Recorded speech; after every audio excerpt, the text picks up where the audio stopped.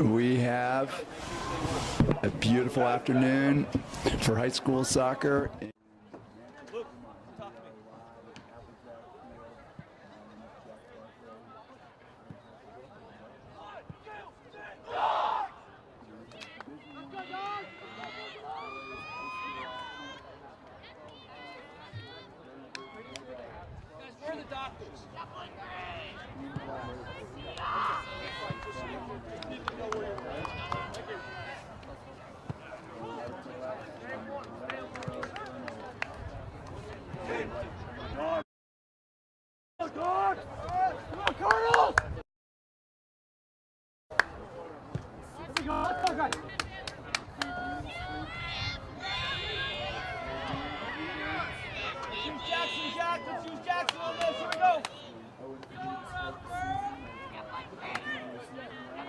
Concentrate on this one, Jack.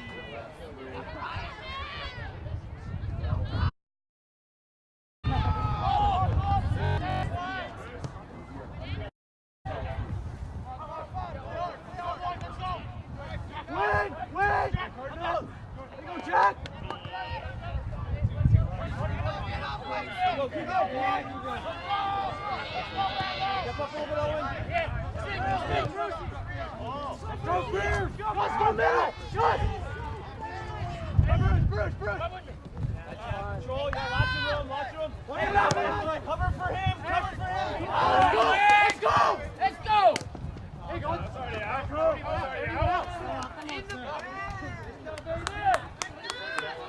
Who's got 10 in the middle? Let's go, boy!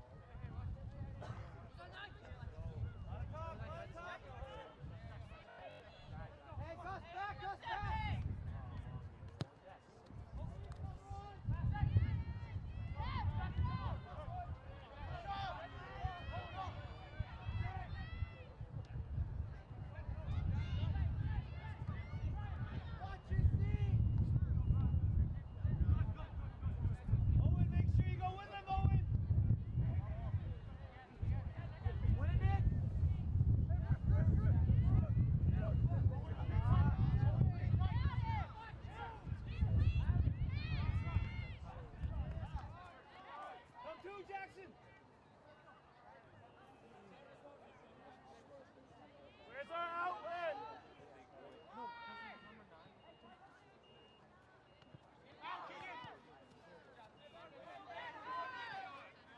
Not much else, relax!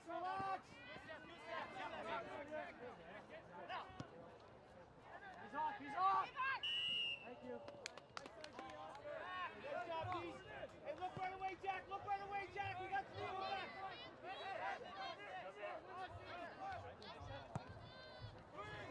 You, Jordan! That one on!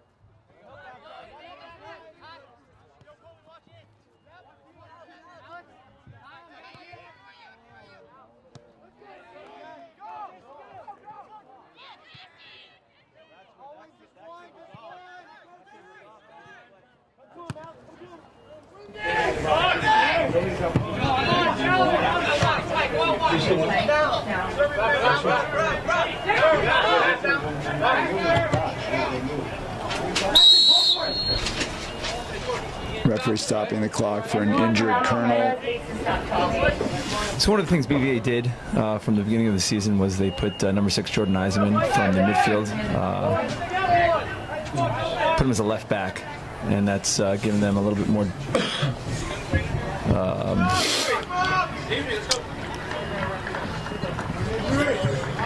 Keegan Allenbear getting a hand, some assistance off the field.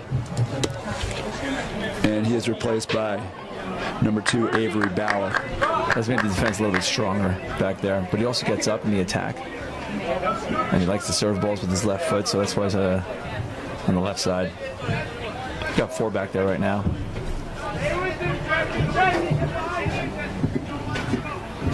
And dropping almost 6 or 7. 1, 2, 3, 4, 5, 6.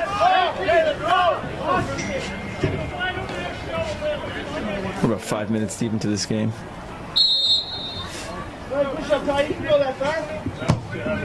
Jack Price serving one up into the box.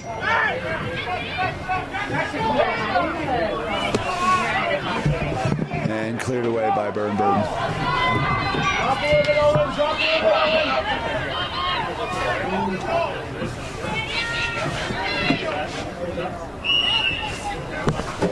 Hathaway called for the foul on the far sideline. So Hathaway's number 12 is on the right side for BBA, and Loomis is number 7. He'll be on the left side for BBA. Those are 2 of the guys that will be getting into the attack.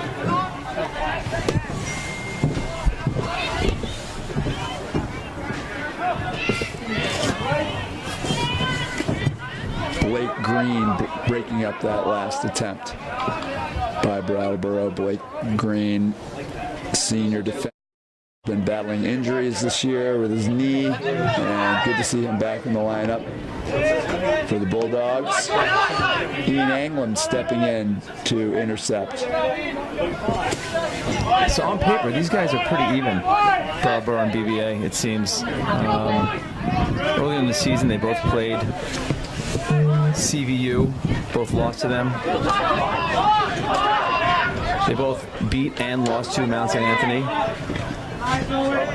And BBA did get the better of Brattleboro 3-1 not too long ago. So this looks to be like a pretty even game, at least on paper.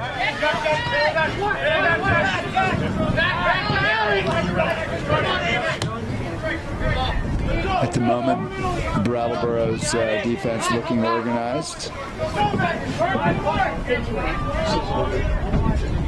As well, Burton, Jordan Eisman clearing it off a Brattleboro player, throw in BBA.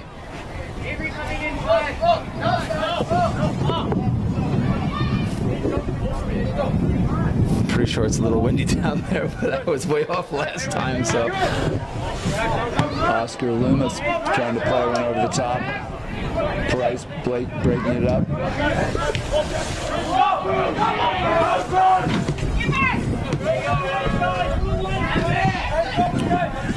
Emmett Dews in goal for Brattleboro, scooping up the through ball.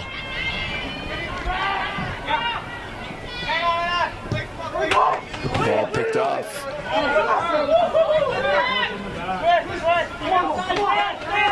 Oscar Loomis with the ball, and that's going to deflect. And Daniel Hathaway now on the right side, serving it in. Over Dews. Ball still in play. Save Dews. So one of the keys to this game, one of the keys to this game is the players trying to find the space, which is what Loomis just did down on the right side there. But it's, again, it is a wide field, so constantly looking for space and players serving the balls into those areas for those runners. Will be what both teams are looking to do here. Brattleboro under pressure here in the last couple minutes. BBA leaving one center back there. Jordan Eisman's the other center back on the left side, and that's it. Oh.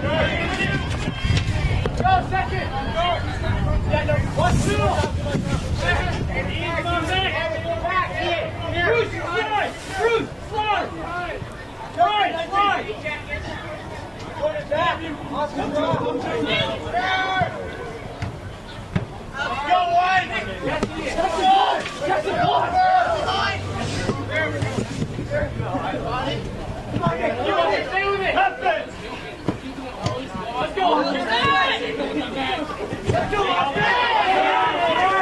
tackle by Loomis, wins the ball for BBA. Over to Lamb, who's battling with Bittner. And we've got a throw in Burton on the far side. Brian Lamb. So I think another thing that's going to decide this game, besides creatively using the space, is going to be transitions. And, you know, what each team does with a turnover in the center of the field and looking to go straight to goal. So here's a possible example right here.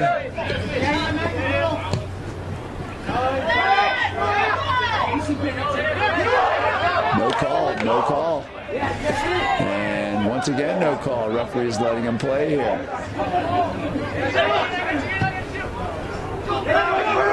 Goalkeeper coming well out of his box. Dews clearing it long, half away, sending it back in.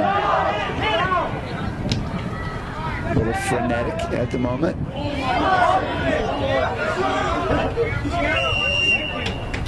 We're 10 minutes into the first half, and both players are calling for some calls here. Both benches, I should say.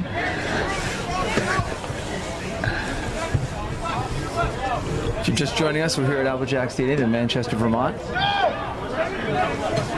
Watching the visiting Brattleboro Colonels playing against the BBA Bulldogs. Shooting opportunity. Ty Allenbear, senior midfielder for Brattleboro, sends it wide.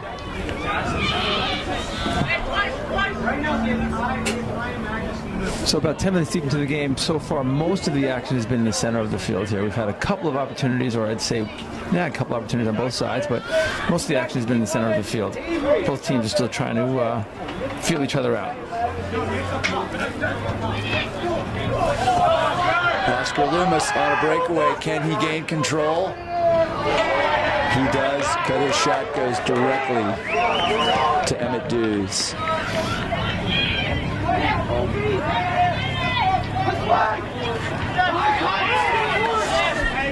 Here comes Brattleboro with their transition. So there's a little bit more space here on the right side.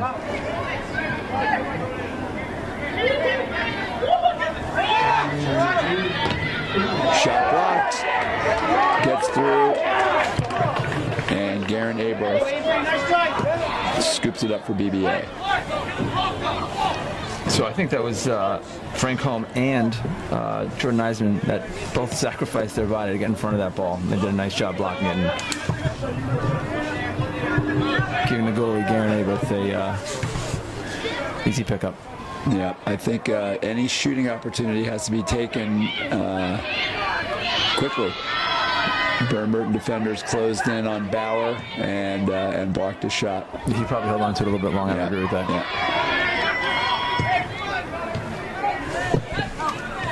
First touches are really important. The quicker you settle that ball, the more time you have.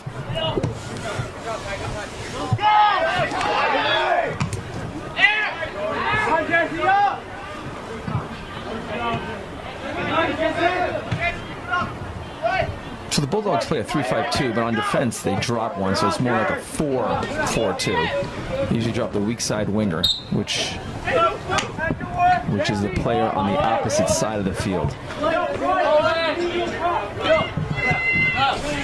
Chamberlain, Lamb, and DeFelice coming in for Burton. Lewis, Williams, and Pierre Gentili coming in for Brattleboro. And 25 Miller had a good 12 minutes out there, and he had a couple opportunities, as did Blanchard and Blake Green. They forced a few saves from Dews.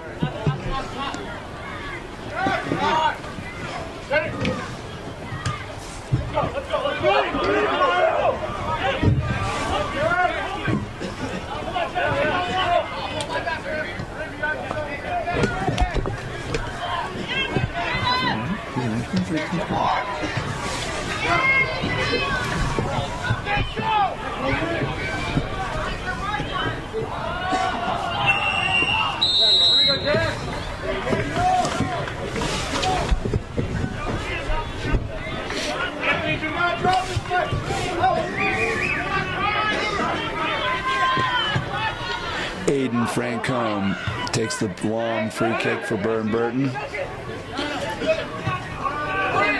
Chamberlain to Eisenman, his long ball attempt. Blocked by Piergentilli. Ian Anglem serving the ball cross field. And the Lamb brothers combining. Referee has stopped the clock. Looks like Hathaway has a little blood on him. Hathaway will need a sub. And he will be replaced by Johnny Maselli.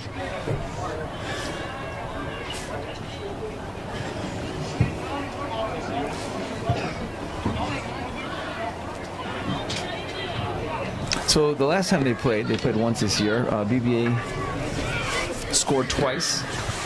Before Brattleboro scored once, making it 2-1, so it was a pretty close game, and then Jordan Eisman popped in the third goal, sort of put the game away, but that was a close game, so it's kind of what we're seeing right now is a tight match.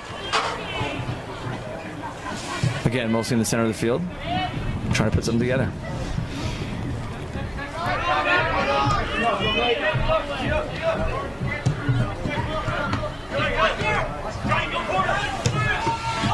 Through ball to Lamb. Flag stays down. He is in. 18's back.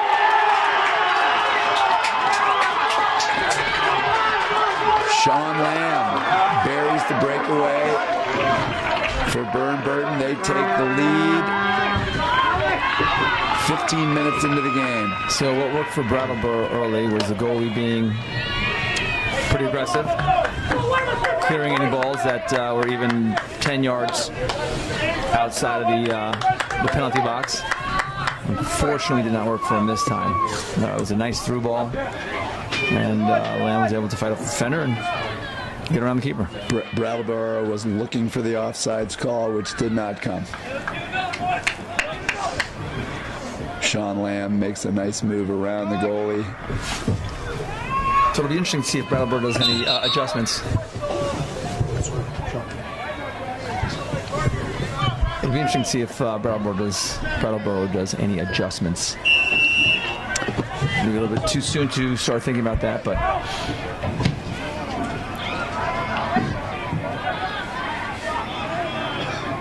Brattleboro going with the 4-3-3.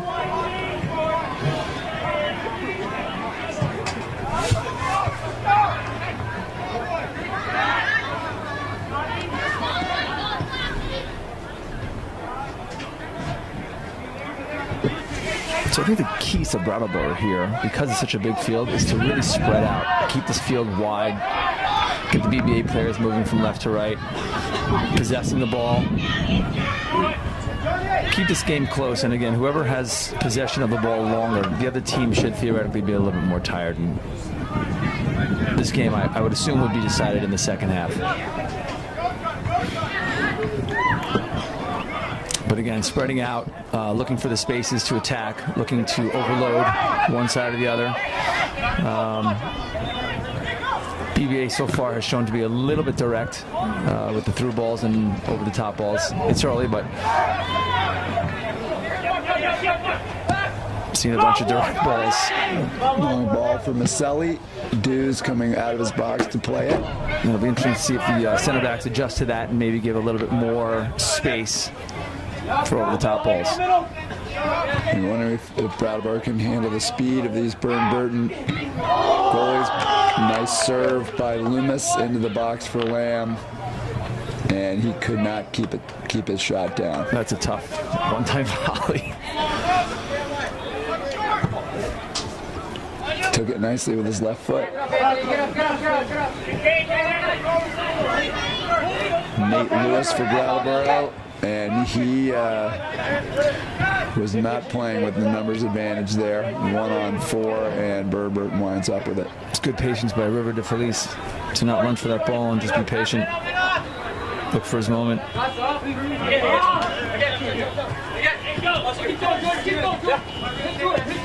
There's Captain Ian England in the center of the field, number 18 with the ball.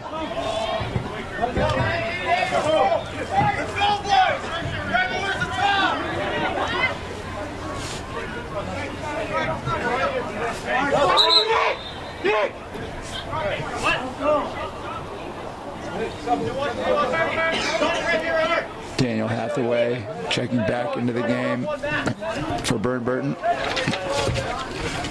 Elliot Bauer into the game for Brattleboro, replacing Magnus von Krusenstern.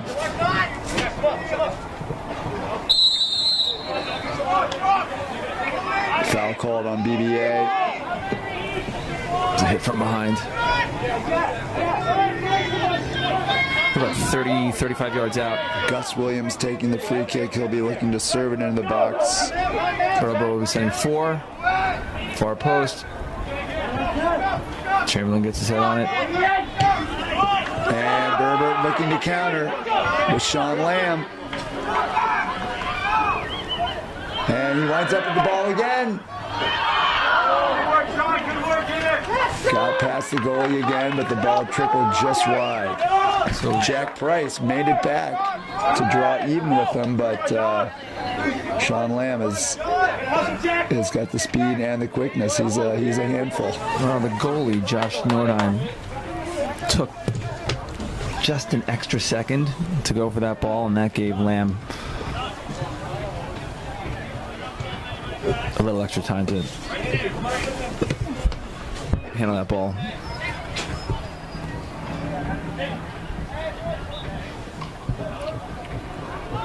BBA's got 1 on the goalie, and they're sending 5.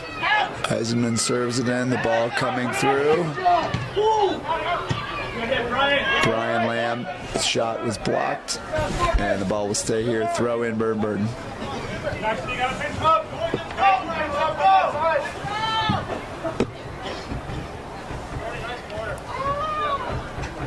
The keys for the set piece here is, well, I guess it's a throw-in, but still, stay compact.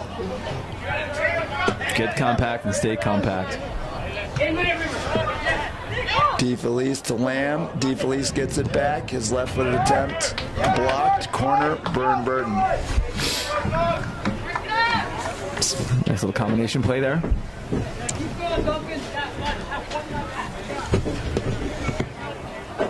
So Brattleboro has all 11 players, 9 players in the box. Lamb.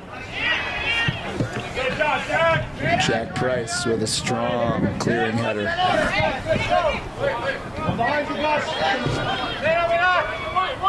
Brian Lamb having a go at goal. A little too far out for that one. About 30 yards out and to the left. It's ambitious, sure, it's ambitious, but why not? You never know.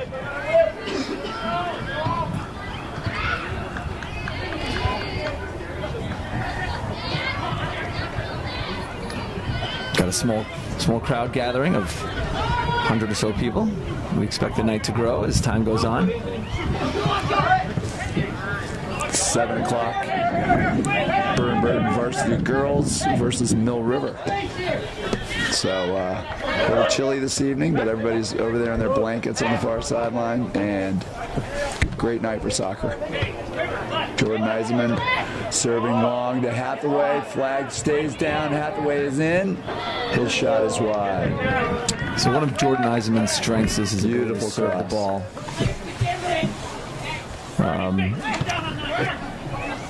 Which makes him so dangerous as an outside back. It's a nice serve, but no one's there, unfortunately, for Brattleboro. Yeah, Brattleboro seems to be having a hard time getting numbers forward.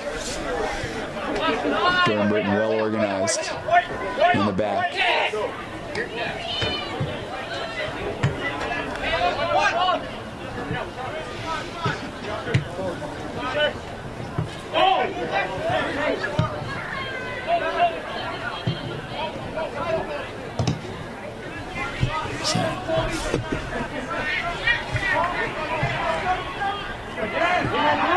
Hathaway makes a nice slide, plays the ball out of bounds, throw in Brattleboro, and cleared out, and the Lamb brothers combining, and Oscar Loomis just offside. We were right on that line, Coach Zilka, and referee got it right, I think.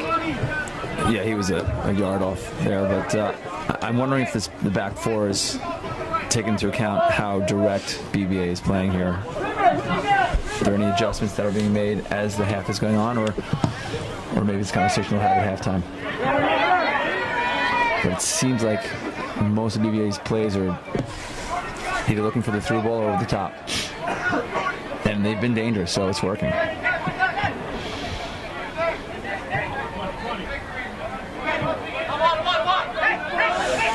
Piergentilli.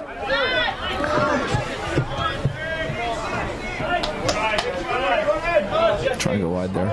And who is that for? Number 16. Nick Campbell. Being guarded by Eisenman. Elliott Bauer down there in the corner. He earns a throw in. Bruce Blanchard back in the game for BBA. And Keegan Allenbear. Von Krugenstern back in the game. And Keegan Allenbear. Yep, thanks, coach. Ball's in the box. Yeah, a little misunderstanding there between the two Brattleboro players. Shot from the top of the box, not quite enough on it. Aberth makes an easy save. That was Nate Lewis getting his foot on the ball for Brattleboro. Settle. Long ball over the top. Once again, Dews is out. Maybe it's third or fourth time he's come out of his box to play the through ball.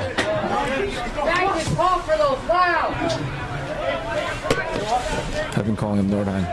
It's Dews. Sorry. Yeah, Dews has been aggressive. He's been good back there. On his toes.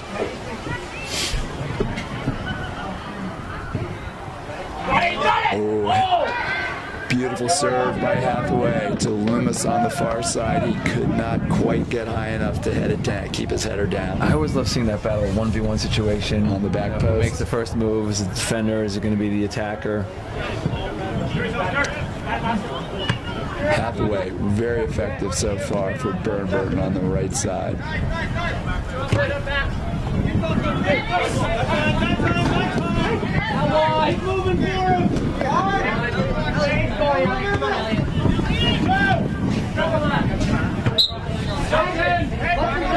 More subs for Brattleboro. Bauer, Williams, and Lear back in the game. Coach Paul Sather. Just into the booth is Suzanne Mears, coach of the BBA girls. She'll be with us in how long? How long are we going to have before we have Coach Mears join us? That'll be nice to have somebody who knows the game of soccer in the booth with us, Coach.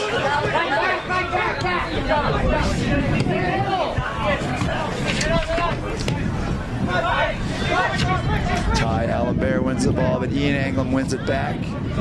And referee says play on, and Anglem stays down. So I think one of the things that Brattleboro has to do is be a little bit more patient here. They're sending the ball over the top a little quicker than normal. We are trying.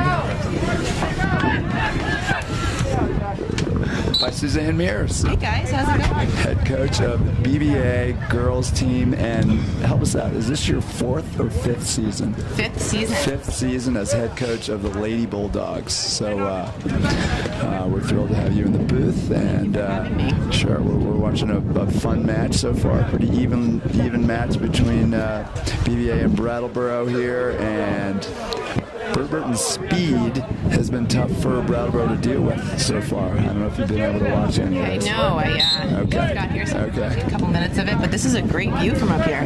I like it. Sat here and watched the game. See, it feels windy up here, doesn't it? It feels very windy, Pat. I've been meaning to comment. Yeah. I had to adjust that comment for today, realizing down there it's not so windy. But the girls are playing at 7 o'clock, so if you're with us now, stick around after this game for another BBA Bulldogs. Burton's girls program has been very successful since Coach Mears arrived. Won state championship a couple of other times in the state final match, and so anyway, we're proud of the program that you've built. We love to hear about your thoughts on this current squad and how they're doing and what's different from previous squads that you've had. This group of girls, I mean, they're wonderful, on and off the field, and I feel really lucky because we can really just focus on all the on the field stuff, connecting the dots, and they just gel so well, and they just give me really 110% every day, and they're very, very coachable, which is really nice, and you don't always have that. So I've been very fortunate though to have 5 successful seasons with some really great group of ladies, and they're just keeping up with that standard.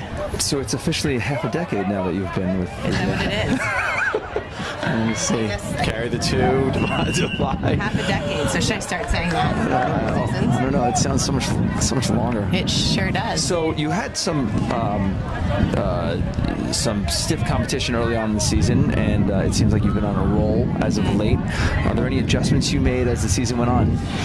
So clearly our wins versus losses were up against us early on in the season, and we were there's a lot of factors that go into play with that. It was a team adjusting to playing together. We were on the road a lot, traveling three games in a row up north.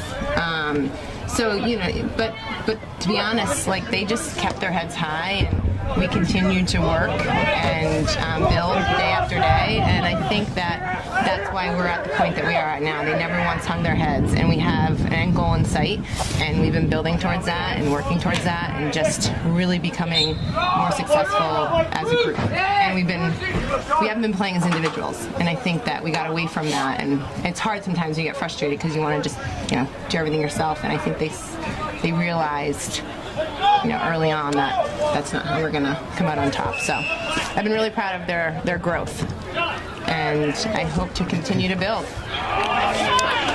What is your, I was just going to ask you, because I've been curious, and I know a lot of other folks are, how did you find the game of soccer, and tell me about how you got into the game as a player and then as a coach? So I have obviously played my whole life. I guess not obviously, but I've played my whole life. I like to say I've been playing since I've been 3. Well, I have played against you, and you're pretty tough to play against. Soccer and athletics has just always been a part of who I am, starting at an early age. It's a part of my family. I have 3 older brothers. No, there you go. Yep. There you Youngest go. of 4, 3 older brothers who all played hockey. So I come from a hockey family.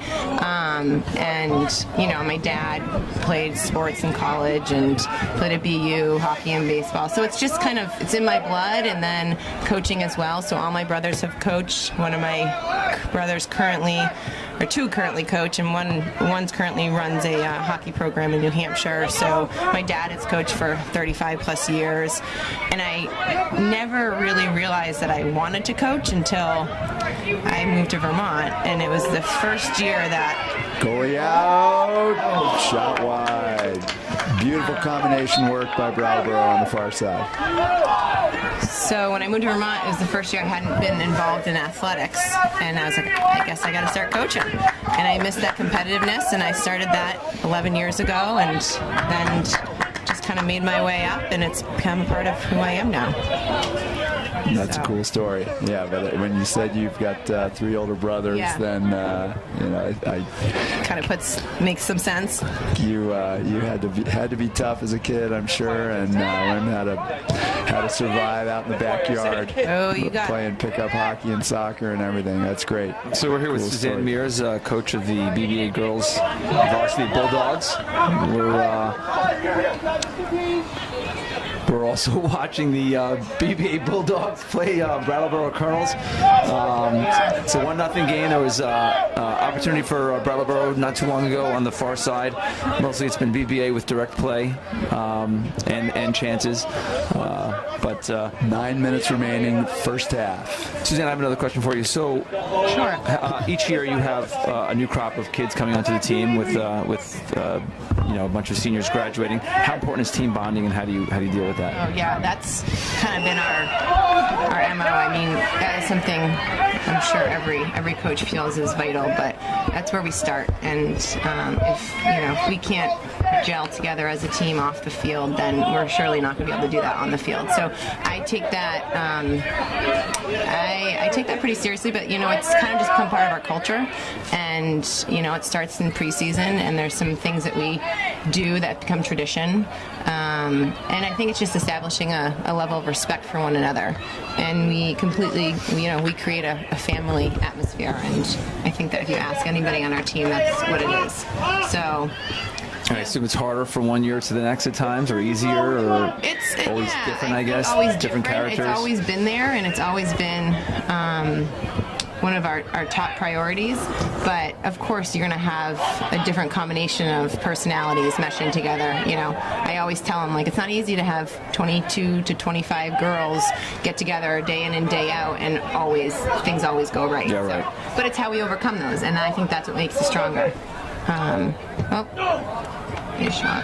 Pressure by Burnburton results in a shot by Brian Lamb, and more subs coming in as Captain Ian Anglin coming back in the game for Pete Moll's Burnburton Bulldogs.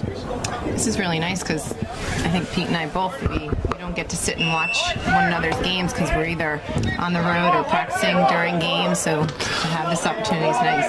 We also get to hear all the coaches yelling. Yeah, I bet you do. And the kids yelling in the room. Careful what I say to you. These microphones are quite sensitive. Yeah.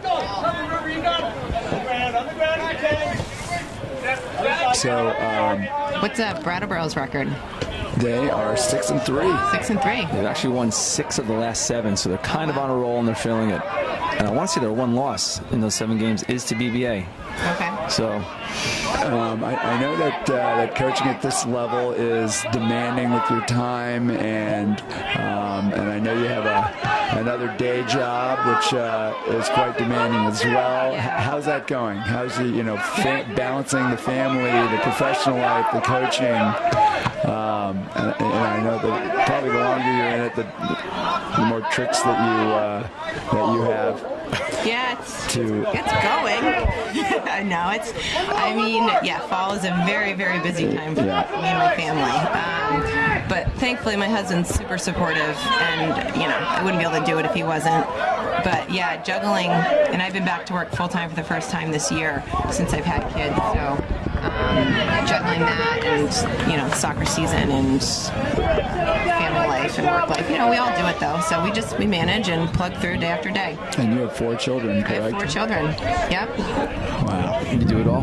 We do it all. Yeah. And running around over there.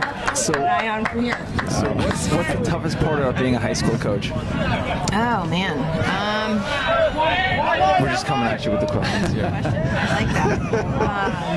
The toughest part. Well, I think I just hold myself to a high standard in terms of what the coach I want to be, and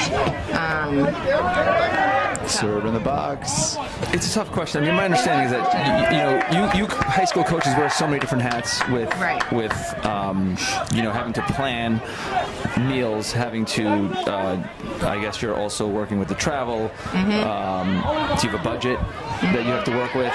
So you're not just coaching the team, you have all these other hats that you're wearing. Yeah, and it's so you're not only coaching 24, 25 girls, however many, but there's so much that goes into a high schooler, and balancing. So it's a lot of really individualizing with them and supporting them on and off the field too, is what I find is one of the most important roles I can provide them. So helping them with the balance of school, the pressures of college coming up, and so I really try to let them know that I completely respect that and help them with that time management.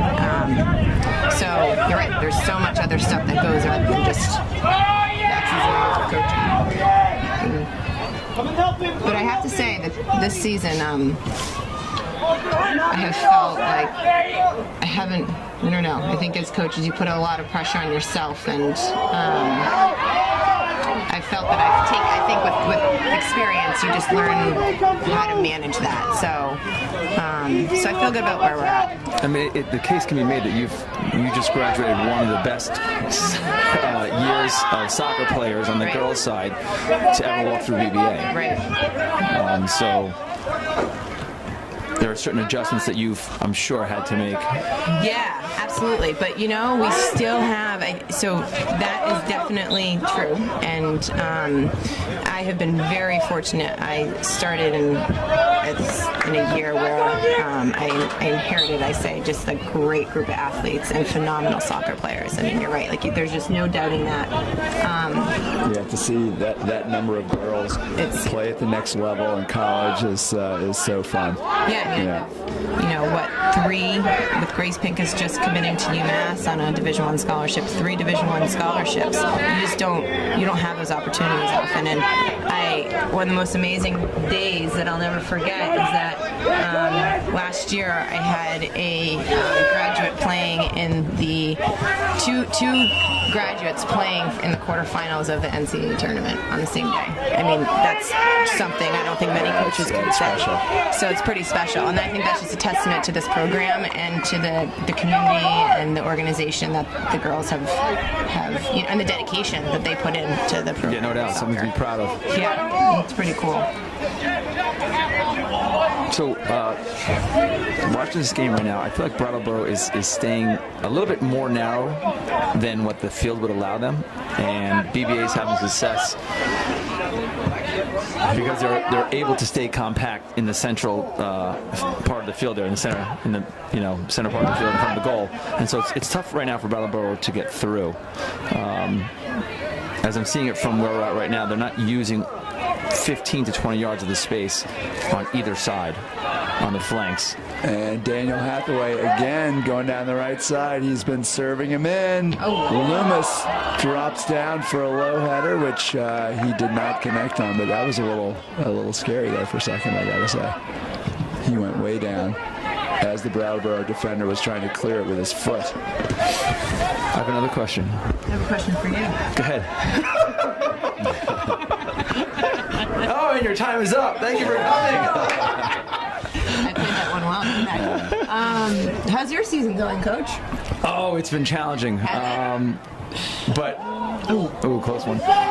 So 1 minute remaining in the first half. I'm an assistant coach over at Southern Vermont College for the men's soccer team, and it's to date the best team that we've had, but it's also the most challenging season in terms of record, and we're trying to let the boys know that it will come together. It will come together. Keep working with each other, keep communicating on the field, keep doing the right things. And we pulled off a tie against New England College, who was projected to finish first in our conference. So there's something to build off from there. And we have a big game tomorrow against Elms, who's projected to come in third. So we're hoping for a good result. So it's going well. Wish it was going better, but it could always be better. Well, absolutely. It just seems as though that program is trending upward from what we've noticed here in the North Shire. us soccer fanatics in the North Shire. Coach Gilmore came here about 3 years ago, and he's done a wonderful job recruiting and getting the program from 10 players 4 years ago to 24 players. Wow. So he's done his job. Absolutely. Under 10 seconds remaining in the first half. And before we let you go, Suzanne. Yeah. Oh, that was a bad foul. Oh man, that's a great question. You must love your job, I would imagine. I absolutely love it. I mean, I think it's the thrill of being on the sidelines. Like, I'm such a competitor, and I think being on the sidelines and watching it all come together, and from seeing like where we start to where we finish and the growth in between. Is something going on down here? Big foul right at the halftime whistle, which Coach Sather is upset was not dealt with. Can we go to the replay? Let's ask Nikki, our director Nicole. finish and the growth in between. Is something going on down here? Big foul right at the halftime whistle, which Coach Sather is upset. Oh, okay. Stadium, Suzanne Mears, thank you so much for joining us. Good luck in the game. A lot of fun. We'll be back. We'll be back in 10 minutes. All right. Stay with us. Over and out.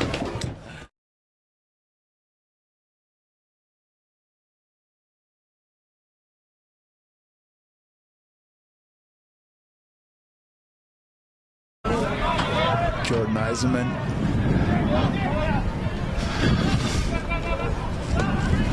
To Anglem, up to Loomis, and back to Anglem, down the left side, all on Brattleboro number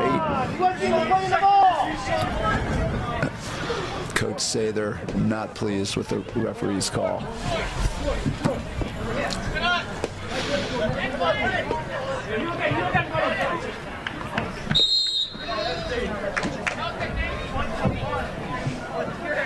Dangerous play called. I thought he was pointing in the other direction.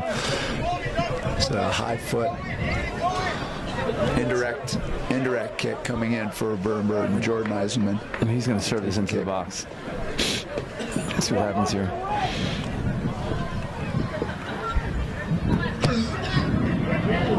And Dews playing that one, reading that one nicely, and that was not an easy one to read. No, with the wind. With the wind. Back to the wind. No, it wasn't. It's a nice ball by Eisenman. Brattleboro having a tough time sort of just possessing, holding onto that ball. And give credit to BBA. When they lose the ball, they work very hard to try to win the ball back. They are Leary in trouble, Pierre Gentili, and now Hathaway with a long ball. Offside call. So what I like there is number 9, Pierre Gentili, did a nice job of pressing the BBA player. But his teammates need to get up and help him and press together. And I think they'll find some success if they do that. And as time keeps ticking, we're about 25 minutes left in the second half, you're going to see, I imagine you're going to see that happen.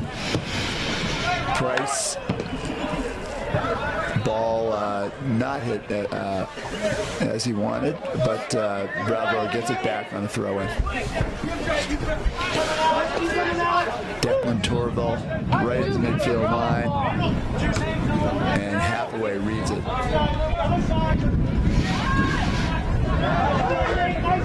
BBA doing a nice job of pressing. It's a good point. Open up. Pierre Gentili not going to get to that one. He came in a little bit. Just got to keep his heels on that line there, and he'll get the ball.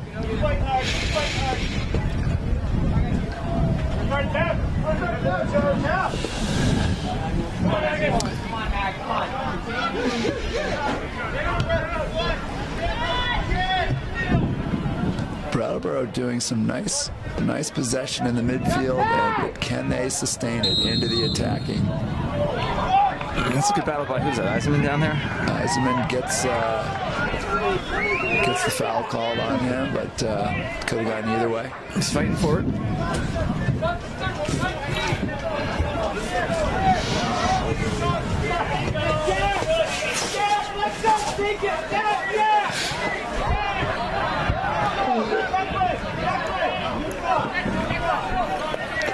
Coach Sather sending Price, their tallest player, up into the box. And they've got 7 there.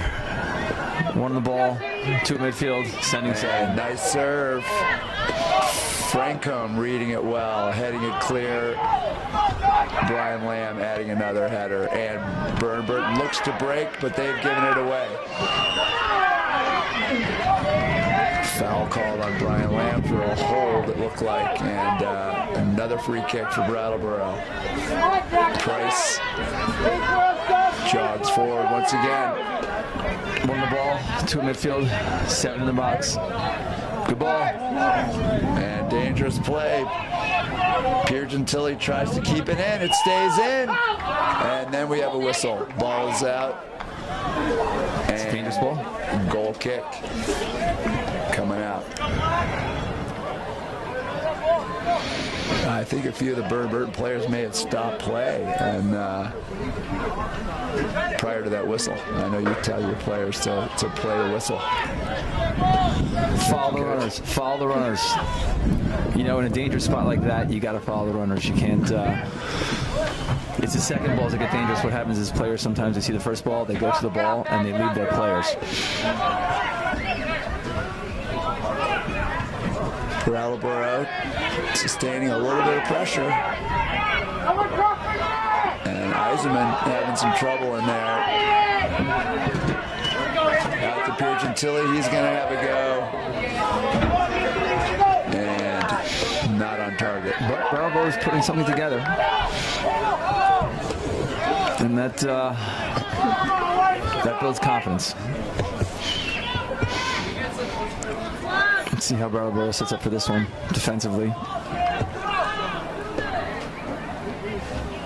Garen Aberth, senior goalkeeper, sending the goal kick long. Right back in.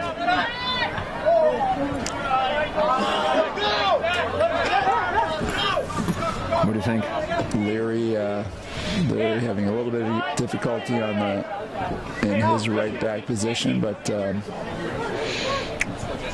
all it takes is one little mistake, one little defensive error after all this pressure, and we've got a tie game.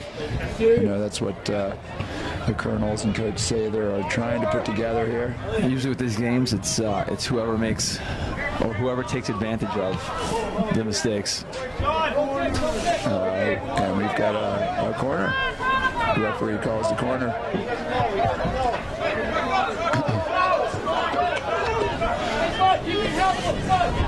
I believe the first corner of the match for Brattleboro. Alex! What's the short? No. Played in, Hathaway clears.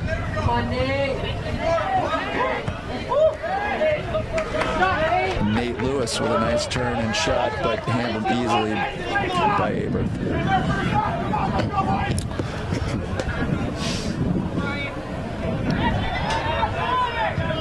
Brattleboro doing a nice job right now, getting organized, getting compact, and getting to those loose balls. Yeah, those 50-50s.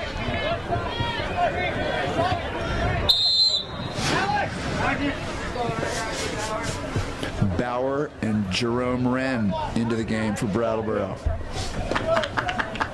So I know the viewers don't have a clock here, so we're halfway through the second half here. The score remains 1-0 favor Burton.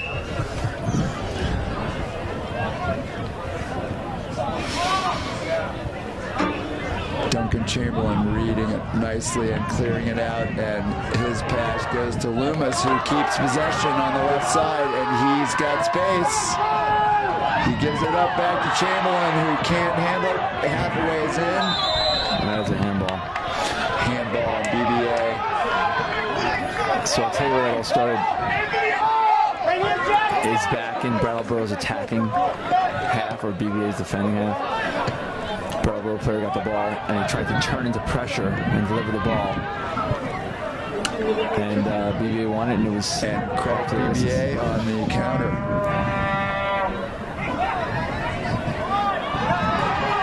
Brian Lamb with a nice slide tackle, lays it into Loomis. And that ball stayed in. Oscar does a nice job of covering a big part of the field, being disruptive.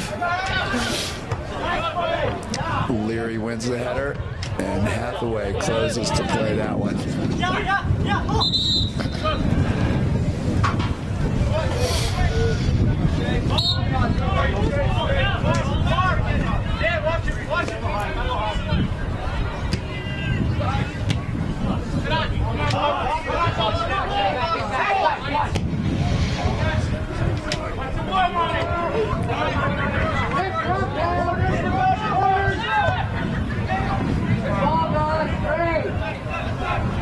Brattleboro gets numbers forward, but a nice clearance out to Loomis again, and he's got Lamb in front of him.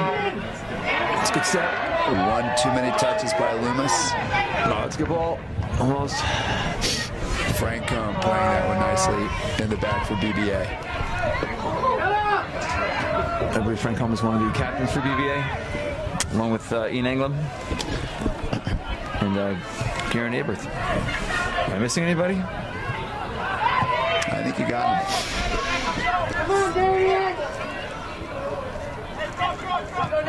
Three seniors.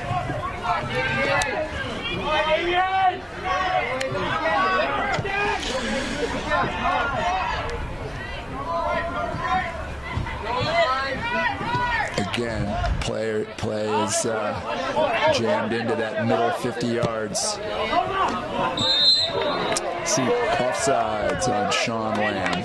That's when Brattleboro's outside back number 18 over here, I think, should get up into the attack. The space is over there down the left flank, and the Brattleboro player had the ball, but he had no one to pass to. There he is. Oh. Foul call on Loomis on Jerome Wren, and another set piece. So this is straight on. Brattleboro. So he might deliver this straight into the box for a possible flick on.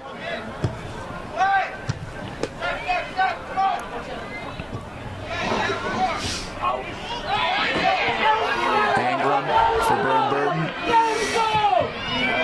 And his attempt is blocked.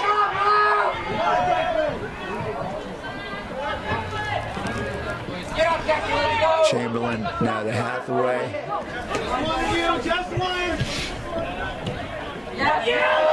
A well-timed tackle on Hathaway, who is slow to get up. So I'll tell you what we're seeing here. We're seeing a team down 1-0. They're pressing, and it's opening up the game a little bit. And so what you're getting is Brattleboro pressing. Their players are getting up, and when the transition's on and BBA wins the ball, they are attacking. And so we're seeing a lot of it's entertaining. A lot of action here, with 16 minutes left in the second half.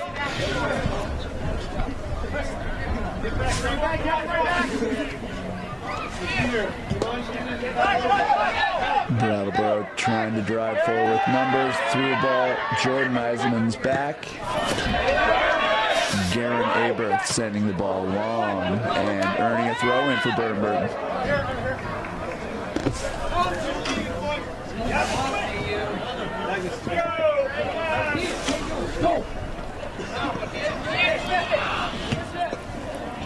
I think Brattleboro's done a nice job here. The last 15 minutes, really being dangerous in the attacking half, giving themselves some opportunities, and haven't got anything through yet, but they've been dangerous.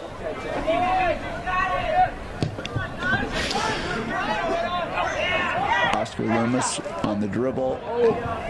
His attempted chip over the top is blocked, and now playing it wide for Brian Lamb. Yeah, well defended. Go!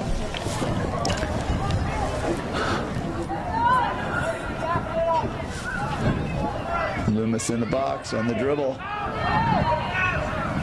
Tries to lay it back. He wanted the foul called and did not get it. Walker Brown in the game for Burton. Magnus von Krusenstern in the game for Brattleboro. I wish my name was Magnus von Krusenstern.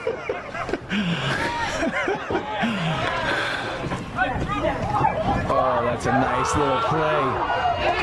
Bruce Blanchard, draw a tackle. I think the keeper has to come out. He's got a jump. Goal kick. Goal kick, Brattleboro. Well defended. It looked like Blanchard had a step, and we might see a play on goal.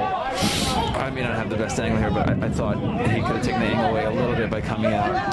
And that ball given away to Hathaway. So I'm wondering if there's communication going on there, because that outside back,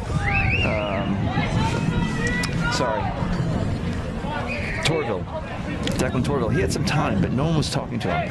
Yeah. There was not a BBA player around for, I don't know, 15, 20 yards, and he just tried to rush. Resulted in a bad giveaway. And his body position was, not how it would be for where he wanted to get that ball, which was up the field, and easily get the ball away. So, I mean, communication is key here. Corner kick for Burton. In swinger. Served in. And cleared out.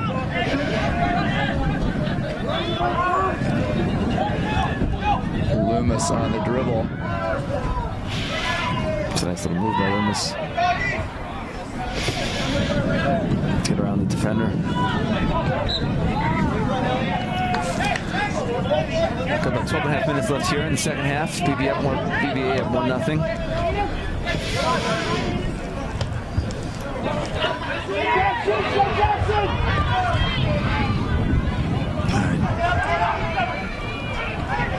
Good defense by Lamb to get a little piece of his foot on either his foot, the Brattleboro player's foot, or the ball, but that ball is going to stay in. Played off of Lamb. Throw in Brattleboro.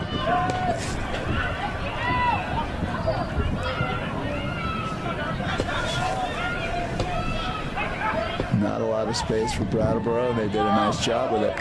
Laying the ball back, sending it long, and let's see if Brattleboro can mount any sort of comeback attack. Aberth has not had a lot of action down at the Burton goal. So they're still staying with their 4-4-2. They've certainly been having their chances, but just from what we're seeing here, you can see the 4 backs and the 4 midfielders and the 2 attackers. Haven't changed that yet, but they are getting players up, and let's see if there was any adjustments going on in the last 10 minutes. Phoenix Haliba enters the game for Burton. His first time on the pitch tonight.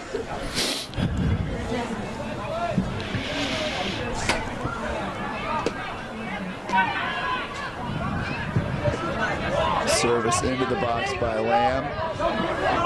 Haliba giving chase. And this is Pierre Gentili with a lot of room. Into the space down the flank here. Lewis defended by Francone. Back to Pierre Gentili into the box. Oh.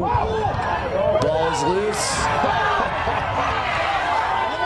Aberth tries to tip it over the bar, and it comes back into play, and that was a quick reaction for Aberth to be able to get that one back. That was trouble, potential trouble. Gotta win these air balls here. Blanchard to Anglem.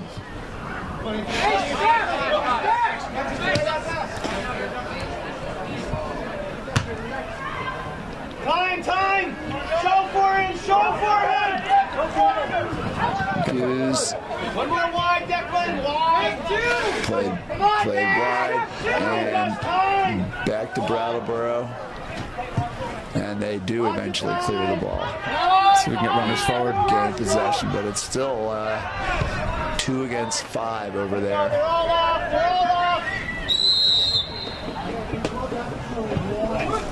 Offsides call on Blanchard of Burton.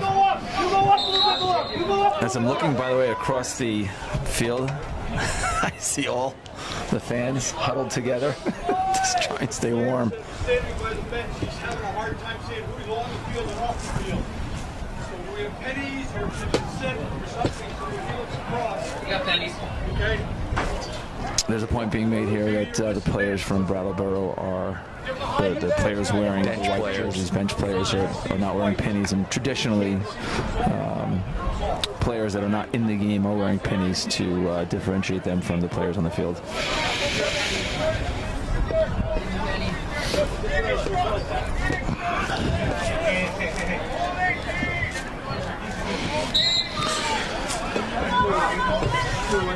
Jack Price sending the ball long into the Burton box. Leary wins the header for BBA. Kept in by Haliba. And foul call on Haliba. Another free kick opportunity for Brattleboro. Williams did a nice job getting the ball there for Brattleboro, and then getting the foul. Getting the foul.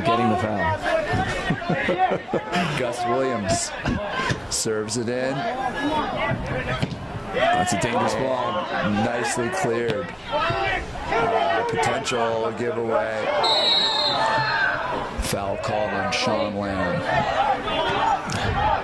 I think Sean disagrees with that. Nick Campbell wins the header, and Sean Lamb sent him down. Got 9 minutes left in the second half. Served in. Ball is loose. There have been countless free kicks by Brattleboro. Here we go. Oscar Loomis.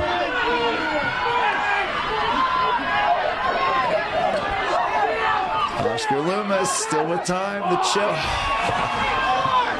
And he wishes he had that one all over again, Coach. Again, being down 1-0 opens up the field. Gus Williams trailed back. Loomis stepped on the ball, but then lost his angle and his momentum. So earlier in the season, for those of you who have joined us late, we were commenting how Brattleboro and BBA played earlier in the season, and BBA was victorious 3-1. It was 2-1 until about 7 minutes left in the game. So these two teams are pretty comparable, at least on paper. And I think BBA, it's competitive match. I think BBA had the advantage in the first half and about 5 or 10 minutes into the second half. But for the most part, Brattleboro's done a good job getting some chances and opportunities here. Ball does get through to Loomis, who turns. Gus Williams played him tight. Still Loomis. Does he have a left foot? He does, but the play is blocked by Price. Loomis has been trouble for Brattleboro all evening with his speed. I have to say, Brattleboro is getting a lot of calls here, and I think with reason. But it's giving them 5 or 6 opportunities to serve the ball into a dangerous area. So far, Burton has been up to those challenges to win these long, high headers. Another long one. Aberth is out to make this one. Easy catch for Aberth. About 7 minutes left in the game. Kieran's getting everybody up and in. I'm guessing he's saying here. Just gotta be careful on the 6-second rule. They're gonna start complaining. Have you ever seen that called, Coach? No, I have not, but they do get yelled at. They get one warning. I have not seen the call made. All the Brattleboro players counting and urging referee to eliminate the time wasting. Price, nice long ball into Lewis, defended by Leary.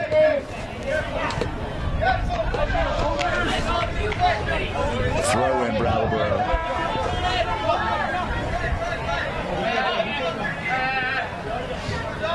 This is Pierre Gentili, who's going to leave it for Ty Allenbear. Let's see if you can find someone's head for a flick on. There you go. To no avail. When you lack the strength, and trust me, I think 95% of soccer players lack the strength to throw the ball into the box, the goalie box, that is. You're oftentimes looking for someone's head on your team for a flick on to get that ball a little bit deeper in a dangerous area. The flick came, but it was not followed up with that second run.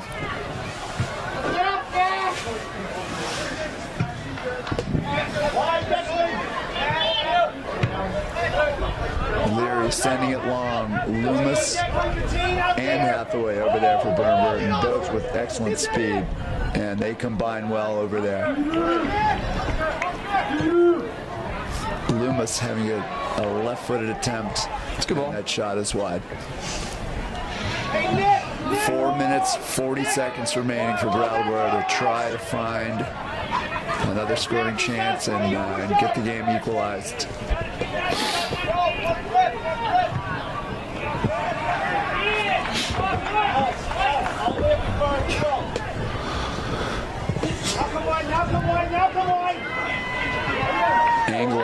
the ball well. Loomis challenging that clearance. Brattleboro making a nice clear.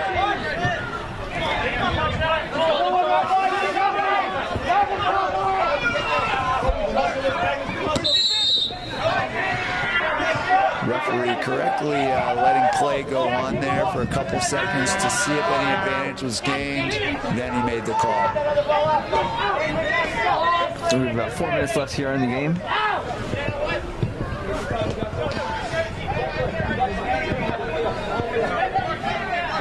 Gus Williams ready to send one into the box. All of Brattleboro's tall players are in there.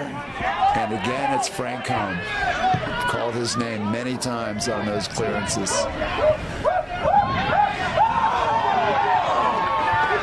Dangerous shot. Brattleboro wanting a corner. That was by Bittner, their leading goal scorer. Wow. Just missed wide. I thought that was headed toward the goal.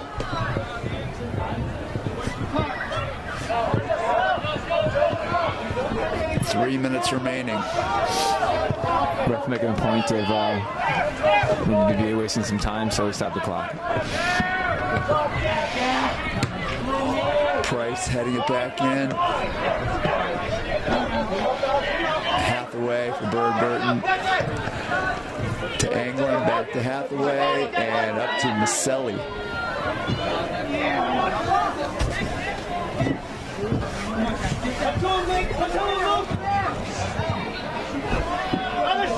We are visited by one Greg Cutler in the box, but let's just stay on the game here. Holy cow, what's going on? Somebody's got the ball and they just passed it to somebody else.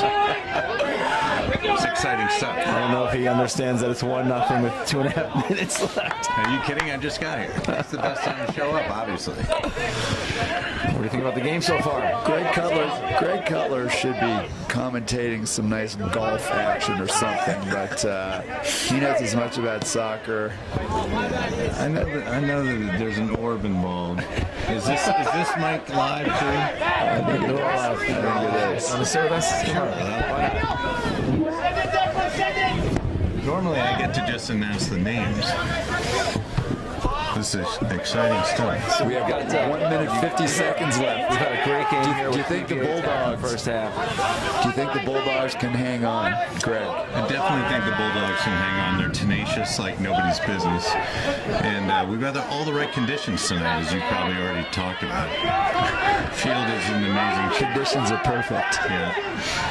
And it's homecoming at BBA. Brattleboro with possibly another chance or two if they can get it up in the box. Looks like There's Luke Williams with some nice combining, but again, the play breaks down. Loomis retains possession. And that is Sean Lamb with the ball, laying it back for Anglin.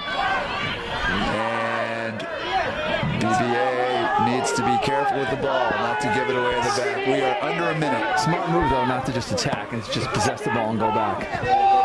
Holding on to the ball here is paramount to trying to get the ball forward. It's about 44 seconds left in the game.